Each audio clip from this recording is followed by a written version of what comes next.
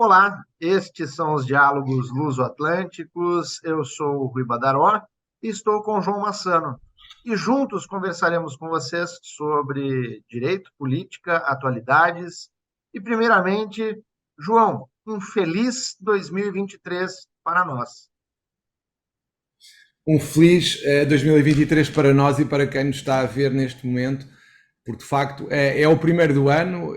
Tivemos aqui uns percalços que impediram que gravássemos antes, mas este de facto é o primeiro do ano. Até tem direito a novo grafismo que foi apresentado hoje. A nossa capa mudou e penso que melhorou bastante, de facto. E agora vamos tentar inovar neste formato, com convidados, com outro tipo de abordagens para que o novo ano tenha, de facto, novidades e haja uma mudança que torne o formato mais apelativo para todos que nos veem e ouvem. Eu gostava primeiro de te desejar rápida recuperação em relação ao que tem apoquentado ultimamente relativamente e deu a nossa gravação, mas agora penso que já estás ok. E queria já começar pelo tema da semana aqui em Portugal relativamente ao Brasil, que foi a tomada de posse do novo presidente, o Lula da Silva. Eu gostava de te perguntar a tua opinião relativamente a um dos factos, porque houve vários, mas como não podemos falar de todos, eu destacaria aquele facto que mais me impressionou, que foi a subida ao Planalto, ao Palácio, com aquela diversidade que, no fundo, pretendia expor a unidade do Brasil no meio de tanta gente diferente. Aquilo achas que foi uma mera estratégia de marketing, ou que resultou bem, obviamente, porque é uma fotografia excepcional, ou tu achas que aquilo é um real intuito da governação que possa ser verificável nos próximos tempos? João, é interessante observar o seguinte: antes de chegarmos a esta cena que apresentaste, é preciso observar o seguinte: os dias que antecederam a posse do presidente Luiz Inácio Lula da Silva foram dias, para variar, um tanto tenebrosos.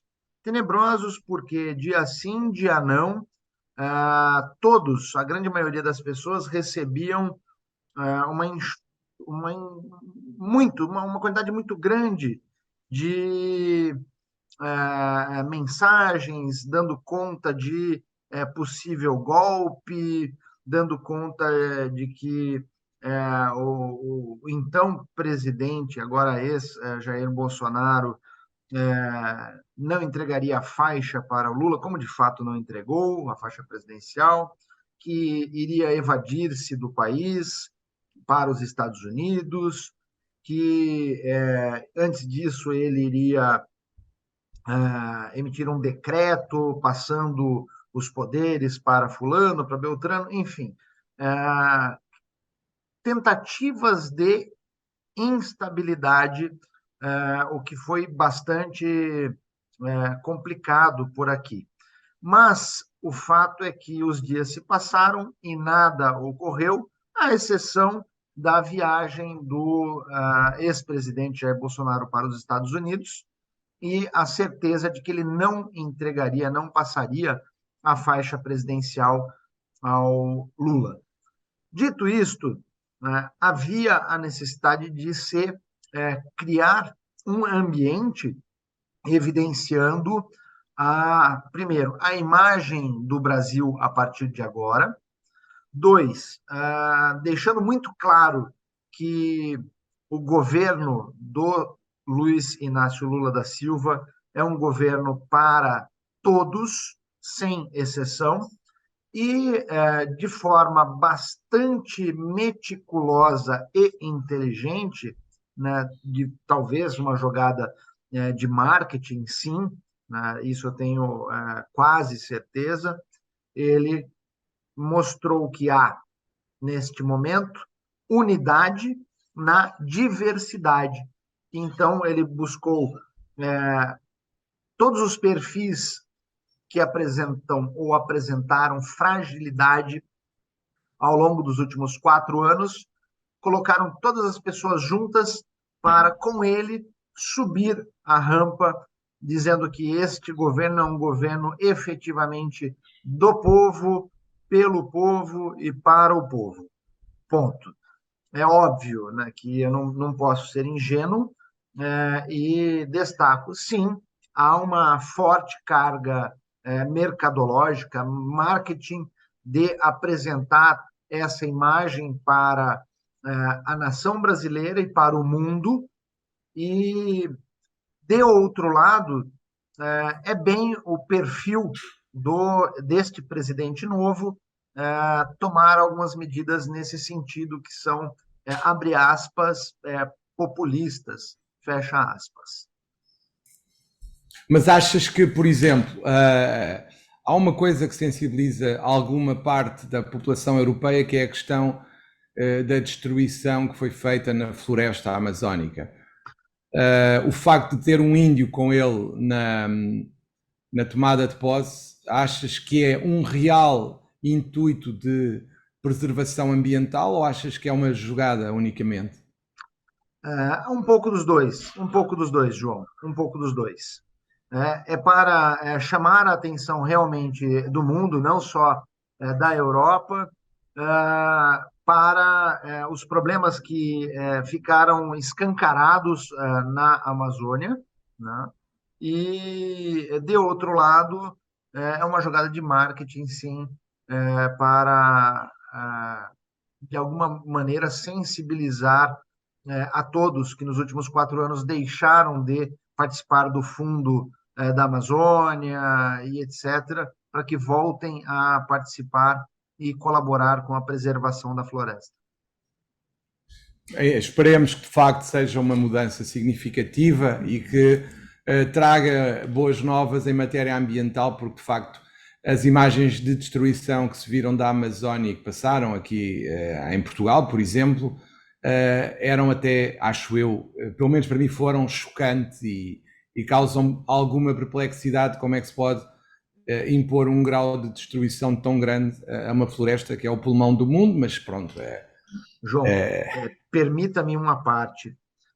Perceba que, seja este governo atual, Lula, ou o anterior, Jair Bolsonaro, ou os anteriores, em todos eles, tenha certeza de que sempre houve destruição da floresta, em menor ou maior grau. E, ao mesmo tempo, de forma, como posso, em menor ou menor grau, de forma violenta, de forma complicada. A questão é que nem sempre isso chegava à mídia, à imprensa. E essa destruição da floresta é para uma exploração da madeira, que acaba indo para os principais destinos do mundo. Estados Unidos, Japão, a própria Europa, os países europeus consomem as madeiras da floresta amazônica, tá? Em que pese haja uma série de regramentos europeus que digam o contrário, da mesma forma nos Estados Unidos, no Japão e em outros países, mas se há exploração da floresta, há consumo dessa madeira, porque não é simplesmente queimado para nada.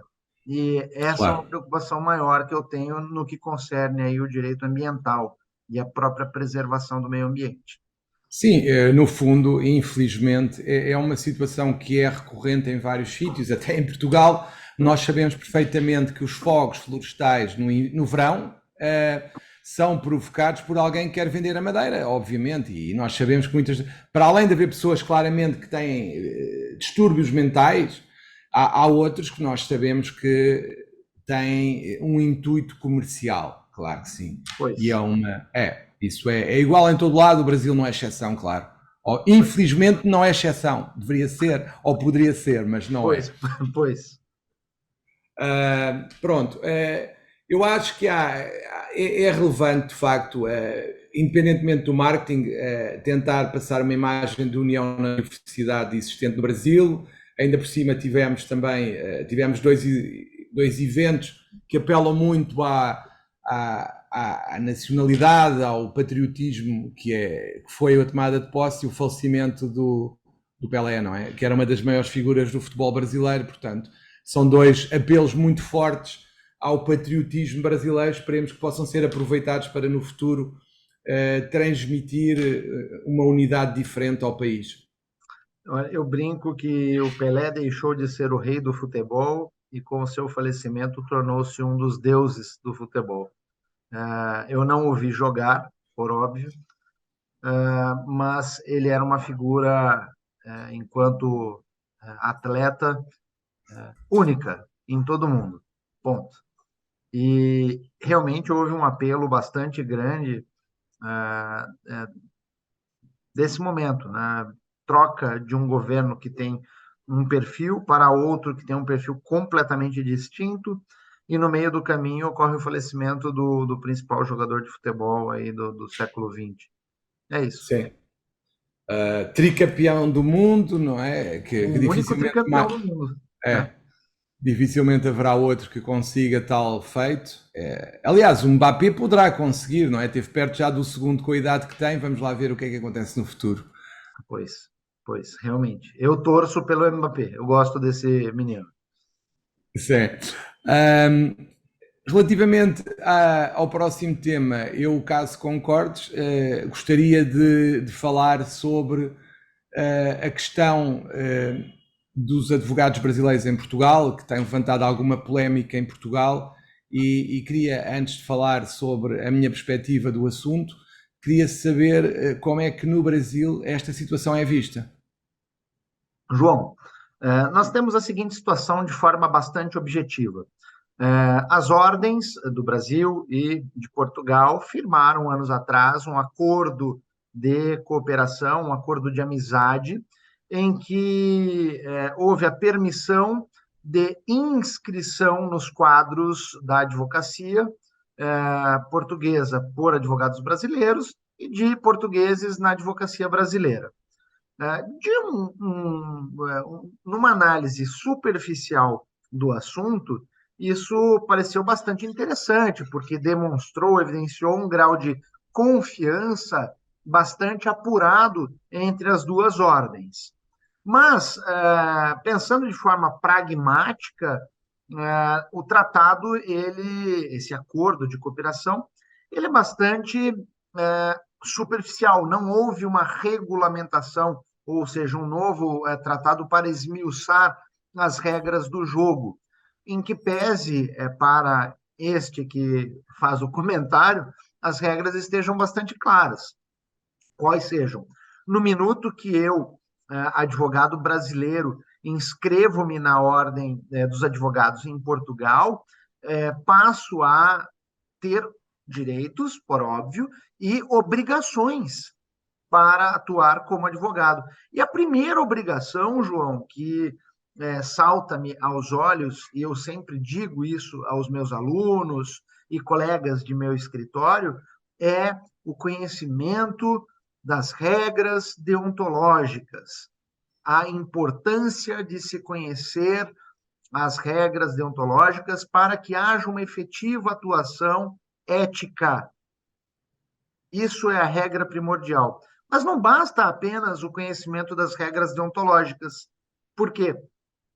Porque é preciso conhecimento do direito formal, portanto, o processo, e do direito material, direito civil, direito penal, direito do trabalho e tantos outros, para que seja possível uma atuação efetiva no outro país. Perceba, João, que eu não busco a inscrição em outro país se eu não tiver um objetivo claro de atuação ou de possibilidade de atuação. Mas, para isso, é preciso que o advogado crie um plano de estruturação para que possa efetivamente atuar. O que chama-me muito a atenção é que, nos últimos anos, nós tivemos um número bastante grande de inscrições de advogados brasileiros em Portugal. Você pode me corrigir, mas eu tenho visto isso com os números daqui, né? Colegas dizendo, eu me inscrevi em Portugal. Parabéns! E vais atuar em Portugal? Não, eu apenas fiz a inscrição para ter a carteira da ordem em Portugal. Pois, ok. Mas diz-me, Deixa-me perguntar-te, mas ainda continua a ser apresentado como Eldorado? Sim, João. Continua, e neste momento, por conta da troca de governo, Portugal segue sendo como uma possível tábua de salvação. Eu penso que nós temos que, quer em Portugal, quer no Brasil, nós temos que encarar esta questão como uma questão que tem que ser abordada e não podemos continuar a olhar para o lado como se ela não existisse, que é o que às vezes eu vejo à minha volta. A questão existe, é um tema que tem que ser abordado e que tem que ser enfrentado. Enquanto não há a tal alteração, se é que um dia vai haver ao tratado que permita outro tipo de atuação, acho que neste momento é muito importante salientar, por um lado, a necessidade, e volto a repetir, de quem vem para Portugal conhecer minimamente o sistema jurídico português e não advogar sem esse conhecimento mínimo, porque de facto, sem esse conhecimento mínimo, naturalmente surgem erros, surgem questões mal resolvidas, é um péssimo serviço à advocacia em geral e prejudica todos nós em Portugal, não só os advogados brasileiros, e cria naturalmente movimentos que eu não gosto de ver, e acho que nenhum de nós gostará de ver, que é xenofobias de parte a parte dos brasileiros em relação aos portugueses e dos portugueses em relação aos brasileiros. Eu tenho sempre defendido, como sabes, enquanto Presidente do Conselho, uma união entre as diversas partes da advocacia. Naturalmente, sou contra qualquer ataque xenófobo, quer dos portugueses em relação aos brasileiros, quer dos brasileiros em relação aos portugueses. Portanto, temos que nos entender e, principalmente, quem entra no mercado e mesmo quem já está, tem que perceber que há normas deontológicas, que há necessidades de conhecimentos específicos para atuar em Portugal e as pessoas têm que perceber que o conhecimento do sistema jurídico português é essencial para advogar em Portugal. Por outro lado, o que eu noto é que na atuação de alguns advogados brasileiros em Portugal, até por força da falta de integração que existe, porque eles não vêm e não se formam, não têm conhecimentos prévios do sistema antes de entrar no mercado, o que eu noto é que há muitas falhas que me são reportadas por colegas, por juízes, por magistrados do Ministério Público, de falhas processuais, prazos que são ultrapassados, falhas deontológicas no tratamento com colegas, com clientes e com magistrados também. E isso porque não conhecem os costumes da região em Portugal, não conhecem as normas que regem a profissão em Portugal e por isso revelam um grande desconhecimento que naturalmente, por vezes, cria aquele epíteto que é estes advogados brasileiros não percebem nada do que estão a fazer e vêm para aqui dar mau nome à classe. Eu acho que isto é perigoso para a classe e para os advogados brasileiros. Portanto, o apelo que eu deixo e que sempre deixei foi: não advoguem em Portugal sem conhecimento do que estão a fazer, porque é perigoso, prejudica-vos a vocês e prejudica a advocacia portuguesa e, naturalmente, prejudica o cidadão que recorre aos serviços de alguém que não está preparado para os prestar. E depois, por outro lado, o que se nota e o que se assiste, por força também das diferenças, é que há muitas violações do Estatuto da Ordem dos Advogados em matéria deontológica que configuram verdadeiras práticas que constituem infração disciplinar. Basta abrir as redes sociais e ver o que alguns advogados brasileiros e mesmo portugueses também já vão fazendo, em reação ou não, não sei. Há muitas situações que são muito frequentes de violação do Estatuto, quer em matéria de publicidade, quer de outros deveres deontológicos, e é isso que me preocupa, que é: conheçam a deontologia antes de atuarem também em Portugal, porque muitas das vezes, eu já assisti, há colegas brasileiros que desconhecem o Estatuto e que muitas das vezes têm atitudes porque desconhecem, não porque queiram violar o Estatuto. E é muito importante que as pessoas percebam onde estão e as normas que regem a atuação em Portugal.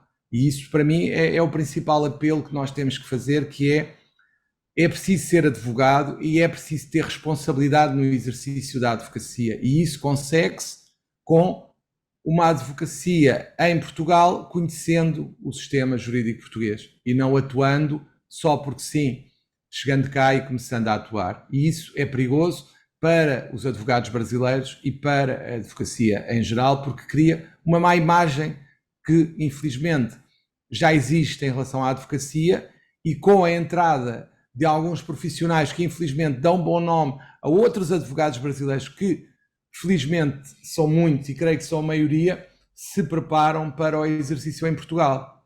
Todos são prejudicados por isto. João, o que relataste parece-me bastante grave, grave porque nós temos dois problemas que devem ser enfrentados, tanto daqui do Brasil quanto daí em Portugal. O primeiro problema é com relação à atuação do advogado brasileiro em Portugal e, por óbvio, a via de mão dupla do português no Brasil, mas não me parece ter um relato sequer de advogados portugueses que tenham atuado aqui e, uma vez feito isso, tenham causado algum tipo de problema ou transtorno como esses que você tem descrito já há algum tempo para mim, não só nos diálogos luso-atlânticos. O segundo problema, e este também é gravíssimo, é a questão da xenofobia, porque uma atuação pueril do colega advogado que se inscreve na outra ordem, uma atuação superficial, descompromissada com o regramento ético e jurídico que rege o sistema jurídico do país onde ele se inscreve, conduz a uma reação negativa por parte do advogado autóctone, no sentido de que, por vezes, essa reação negativa pode beirar, sim, a xenofobia, como bem denunciaste. E aí mora um perigo bastante grande, porque de uma atuação profissional superficial, descompromissada, como já disse, descambar para a xenofobia por parte daquele que não admite esse tipo de atuação é bastante perigoso e assustador. Mas é fato que, de modo propositivo, como você tem sempre agido, é de suma importância nós evidenciarmos para aqueles que desejam advogar em Portugal, os colegas brasileiros, portanto, que o façam em respeito ao tratado existente entre as duas ordens, mas que o façam conhecendo, buscando conhecer as regras deontológicas e como atuar no sistema jurídico português. Parece simples, mas não é Não. tão simples, né, como se coloca a situação. Não, de todo. E penso que com este tema chegamos ao fim do nosso diálogos de hoje. E de facto, penso que são temas que deveriam levar todos a pensar um pouco. Ficamos a aguardar naturalmente sugestões que nos sejam feitas ou que nos queiram fazer de temas, e passo a palavra para tu terminares e encerrares aqui o nosso diálogos de hoje. Obrigado, João. Este nosso primeiro Diálogos Luso-Atlânticos de 2023 e repleto de mudanças, boas novas para este ano que se inicia. Nos aguardem, nos enviem sugestões e daqui, após termos enfrentado estas duas temáticas neste momento que saltam aos olhos de qualquer pessoa, eu encerro os diálogos luso-atlânticos, deixando um grande abraço para ti, João, um feliz 2023 e que muitos outros diálogos venham neste ano. E tenho que registrar, porque eu tenho certeza que esse programa irá ao ar antes, uma excelente posse de sua reeleição, João, ao Conselho Regional de Lisboa. Um grande abraço. Um abraço, Rui. Um abraço.